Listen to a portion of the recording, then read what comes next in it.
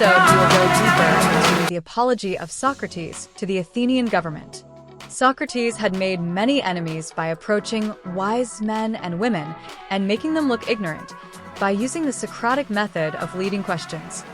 He would ask them questions and make them look stupid for considering themselves wise. Okay, here we go with my summary of the trial. Plato's Apology. Socrates' defense speech. Plato's Apology is a philosophical dialogue that presents Socrates' defense speech during his trial in 399 BC. Socrates, accused of corrupting the youth and impiety, not believing in the gods of Athens, stands before an Athenian jury to explain and justify his life's work. Though the term apology in modern English suggests an admission of guilt, in its original Greek context, apologia, it means a formal defense. Socrates does not apologize for his actions, but instead provides a rational argument for why he should not be condemned. The charges against Socrates. Socrates faces two main accusations: corrupting the youth of Athens. His teachings allegedly lead the young astray and cause them to question traditional values. Impiety. He is accused of introducing new deities and failing to believe in the official gods of Athens. These charges stem from a long-standing misunderstanding of Socrates' method of inquiry. His practice of questioning and exposing ignorance, especially among those who claim to be wise, has earned him both admiration and resentment. Socrates' response to the accusations. Socrates begins by addressing the rumors that have long surrounded him. He argues that these suspicions originate from Aristophanes' satirical play The Clouds, which portrays him as a sophist, a teacher who makes weak arguments seem strong and charges fees for instruction. Socrates insists that he is not a sophist, as he does not claim to have wisdom, nor does he charge for his teachings. Socrates recounts how he acquired his reputation for wisdom. He explains that his friend Chaerephon once visited the Oracle of Delphi, where the Pythian priestess proclaimed that no one was wiser than Socrates.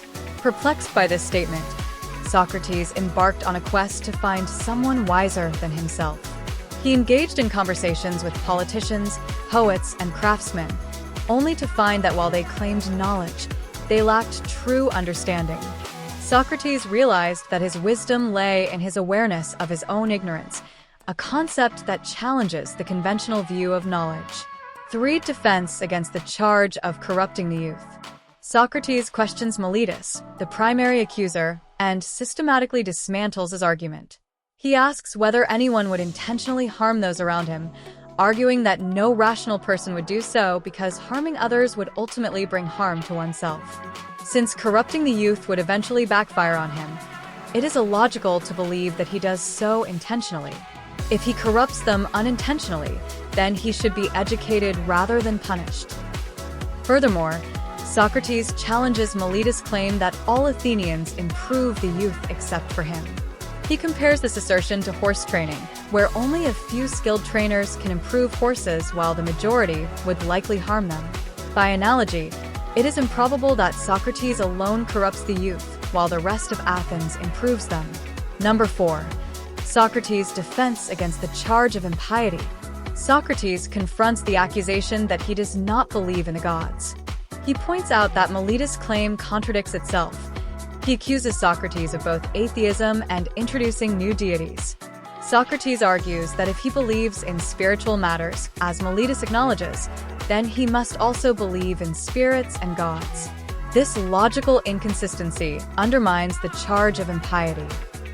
Socrates' duty to philosophy. Throughout his speech, Socrates emphasizes his commitment to philosophical inquiry, which he sees as a divine mission. He likens himself to a gadfly, whose role is to provoke and awaken the citizens of Athens from complacency. By challenging their assumptions, he encourages them to seek wisdom and self-improvement. Socrates acknowledges that his questioning has made him unpopular, but he maintains that he must remain true to his principles. He refuses to abandon philosophy even in the face of death, asserting that an unexamined life is not worth living. His commitment to truth and virtue outweighs his fear of punishment. Number 6. Socrates rejects appealing to emotion.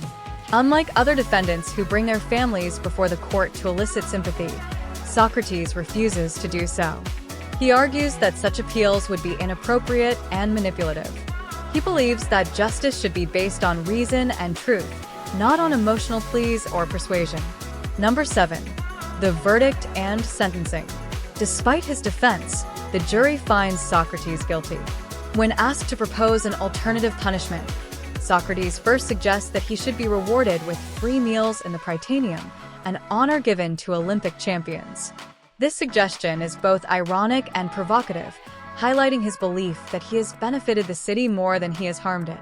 Ultimately, he offers a small fine, which his followers, including Plato, volunteer to pay. However, the jury rejects this and sentences him to death. Number 8. Socrates' final words. In his closing remarks, Socrates remains unshaken. He reassures his supporters that death is not to be feared, as it is either a peaceful sleep or a transition to an afterlife where he can continue his philosophical inquiries. He expresses confidence that his pursuit of truth has been worthwhile, even if it has led to his execution. Socrates also warns his accusers that silencing him will not stop the pursuit of philosophy. Others will continue to challenge false wisdom, and his death will serve as a reminder of Athens' failure to value truth. And in conclusion, Plato's Apology presents Socrates as a man unwavering in his principles, committed to philosophy, and unafraid of death. His speech is a powerful defense of free inquiry, intellectual humility, and ethical integrity. Though condemned by Athens, Socrates' legacy endures, influencing generations of thinkers and shaping the foundations of Western philosophy. Well, that is the end of the Apology. I will go into the second part, Credo, next week. For now, I will add some insight into living in Athens in 400 BC. Life in Athens during Socrates' time, 5th century BC, was vibrant, intellectually stimulating, and politically dynamic. Athens was at the height of its cultural and political influence, leading the Delian League and shaping what we now call the Golden Age of Athens. As an example, the Antikythera mechanism found in the wreckage of an old Roman ship off of the coast of Greece looked like a machine that could tell the dates, seasons, the full moons, etc. We don't really understand it now, but the ancient Greeks were advancing technologically very fast. Had they not fallen to Rome, they probably would have invented space flight in the next 400 years. So, daily life in Athens. Most Athenians lived in modest homes made of mud bricks with simple furnishings. The city itself had bustling marketplaces, agoras, where people gathered not just to buy and sell goods but also to discuss politics and philosophy. Men engaged in civic life, attending debates and public assemblies, while women, particularly in upper-class households, were mostly confined to domestic duties. As far as politics and their democracy, Athens was a direct democracy, meaning male citizens, not women, slaves, or foreigners, could participate in decision-making. Important political decisions were made in the ecclesia, assembly, where citizens debated and voted on issues of war, law, and policy. Socrates was known for questioning politicians and challenging their assumptions, which ultimately contributed to his trial. Their education and philosophy. Athens was a hub for learning and intellectual debate. Wealthier families provided education for their sons, teaching them rhetoric, philosophy, music, and gymnastics. Philosophers like Socrates, Plato, and the sophists engaged in public discussions, often attracting young men eager to learn about ethics, virtue, and the nature of knowledge. When it came to their religion and festivals, religion played a significant role in daily life. The Athenians worshipped gods like Athena, patron deity of the city, Zeus, and Apollo. The city held grand festivals such as the Panathenaea, honoring Athena, and the Dionysia, dedicated to Dionysus, featuring dramatic competitions. The Peloponnesian War and its impact. During Socrates' later years, Athens was engaged in a long and devastating war against Sparta. The war weakened Athens, leading to political instability and the rise of oligarchic rule, the 30 Tyrants. Socrates was associated with some figures from this period, which contributed to the suspicion and charges against him. Socrates in society. Socrates himself lived a simple life, rejecting wealth and material possessions. He spent his time questioning people in the agora, exposing contradictions in their beliefs. While admired by some, his method of relentless questioning made him many enemies, ultimately leading to his trial and execution in 399 BC. Conclusion: Athens in Socrates' time was a city of contrasts.